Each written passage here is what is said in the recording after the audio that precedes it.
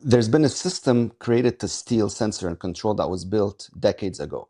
That system has been living off of us for a very long time.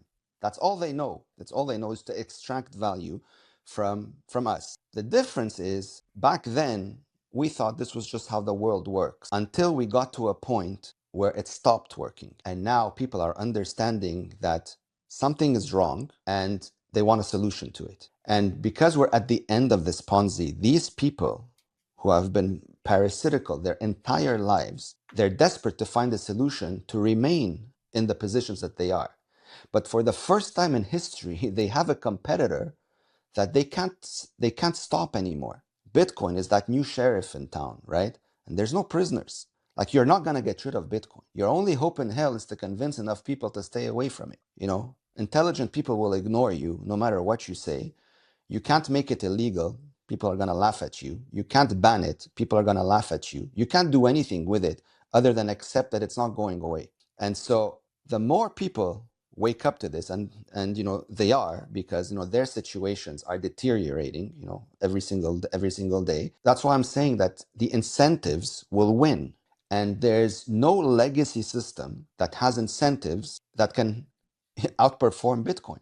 Bitcoin is freedom. That power, there's no centralized system that can give it to you. It's not part of their DNA, right? You want your freedom to do whatever you want. They want to choke you so that you do whatever they want. What's going to win at the end of the day? Like even the dumbest, most stubborn human being at some point is going to say, you know what, enough is enough. I'm going there now. Fuck you. I don't need this shit anymore, right? So it's just a question of, how tolerant to pain you are. Most people, sadly, aren't even aware that any of this is going on. And so initially, if they come up with a central bank digital currency, a lot of people are just going to adopt it because they don't know the difference between that and what they have now. They're going to tell them, okay, well, instead of using your blue card, now you use this green card, and that's how it works. And they'll be like, oh, okay, all right, cool.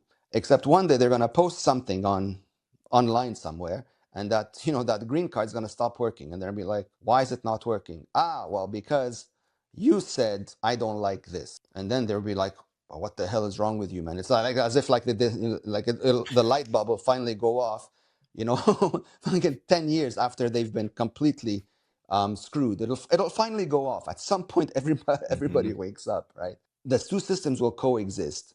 There'll be those that are free and incredibly empowered to do whatever the hell they want, the unstoppable ones, and there'll be those that are stuck. And those that are stuck are going to do anything under the sun to go to the other side. Except that's why I said earlier, it's going to be almost impossible, because who's gonna trade that world for this shithole at that point? It's going to be extremely expensive, and the incentives won't make any sense. That usually turns into violence because now people are desperate. Like, well, I don't want to stay here anymore. So I'm going to do whatever it takes to get myself out of here and into here. That scenario is extremely dangerous because now you're relying on people that are on pure adrenaline and are angry in ways you've never known before. I'm telling you, it's a very ugly picture. I lived it for almost a year. So I don't wish that on anyone, but I just don't see how that's avoidable. Hopefully I'm wrong. I just don't see how I'm wrong. What is the biggest attack vector for Bitcoin in your mind? Like what there's the Nats versus core debate, the mempool stuff, there's protocol risk as always. 17 years, we just passed, Bitcoin's 17th birthday. Obviously it's always being attacked. It's always been attacked.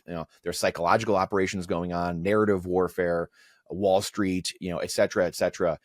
What do you think? What's your biggest fear, I guess, about Bitcoin or just the space? Look, the only way Bitcoin fails is that if nobody uses it.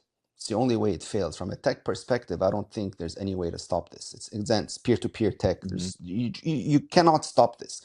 There's been far less important things that are still thriving today, like the file sharing of music and movies and all that stuff. You're not going to do that with money. Let's forget it. Yeah. The attacks that I see happening are the embracing of Bitcoin by the legacy institution. These are, for me, are like flat out attacks because they're hoping to convince enough folks to use their version of Bitcoin, which keeps them dependent on them and away from what's actually the reason why Bitcoin was created, was to empower you and restore the power to your hands. And so that's the attack. If you look at the performance of ETFs, you can see that, holy shit, man, there's a lot of money going into it. And what that tells me is that people are not thinking.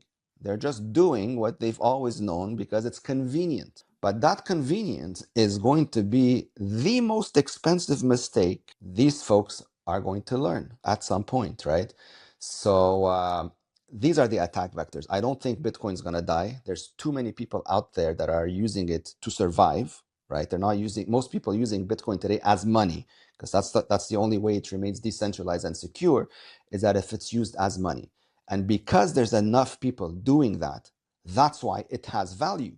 If it was only a store of value, it'll fail. That's been said many times before. But because it's being used as money, you can't stop it, right? Like how many people can buy and hold Bitcoin? I don't know, 2%, 3%, maybe. How many people can use it as money? 8 billion people. What's easier to stop? The more people are adopting this as money, and we see this because it's happening, the more value it has. The reason we're still seeing that, that fiat price fluctuation is because there's too many people that are treating it as a speculation. But even that has an expiry date because of its finite supply, right? Like each time you notice that the lows get higher, like it drops, but that low is higher and higher each time. And at some point, like these games will end simply because like you can't afford it anymore. You just can't do it. So if people wanted that number to go up to 10, 100 million, it's very simple. Get more people to buy Bitcoin, hold it in self-custody. You'll see that price skyrocket tomorrow. But as long as people don't do that, the retail, by people I mean like the retail crowd, which is, again, on that distant galaxy doing God knows what, you get like 5% of them to buy a small amount of Bitcoin, hold it in self-custody, and just watch how quickly that number changes. But as long as more people speculate and like depend on Wall Street and all that other, that system to do the heavy lifting for them, well, it just prolongs the process. It doesn't kill it or affect it in any way. It just delays it, just prolongs it. But for those that understand it, it's a Christmas present. Whenever the price dips, someone who understands that Bitcoin is the real money, the real savings, they jump on it. They don't get upset. Those that get upset because they don't understand anything and they're here for the wrong reasons. That number of people is decreasing. That's why the lows, again, are getting higher and higher and higher.